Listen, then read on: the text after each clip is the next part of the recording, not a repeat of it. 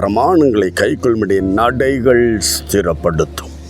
என் நடைகள் உறுதி இல்லாதபடியினால், தேவனை பற்றி கொள்ள இயலாதபடியினால் தான் ஆமென் ஆண்டவரே எனக்கு அந்த பிரமாணங்களை கைக்கொள்ள முடியவில்லை. இந்த கால வேளையில் அதை தேவனிடத்தில் அர்ப்பணிக்கலாம்.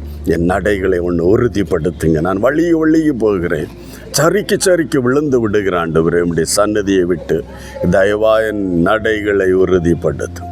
வேதம் சொல்லும், உன் வழிகளிலெல்லாம் நீ அவரை நினைத்து கொண்டால் உன் வழிகளை அவர் செவ்வைப்படுத்துவார். இந்த காலை வேளையில் நம்முடைய வழிகள் நடைகள் செவ்வைப்படுத்த இந்த வழிகளிலெல்லாம் இன்று முதல் நினைத்துக்கொள்.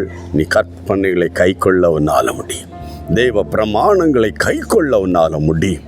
அந்த பலனை தேவன் உனக்கு தருவார். நீ எந்தெந்த இடத்துலலாம் விழுந்து சறுக்கி போனாயோ அந்த இடத்துலெல்லாம் ஆமேன் உன் வழிகளிலெல்லாம் கர்த்தரையே நினைத்து கொண்டு நீ கடந்து செல். தப்பித்து கொள்ளலாம், பாவ கட்டிலிருந்து விடுதலை ஆகலாம், பிரமாணங்களை கை கொள்ள தெய்வ பலனும் பெற்றுக்கொள்வார்.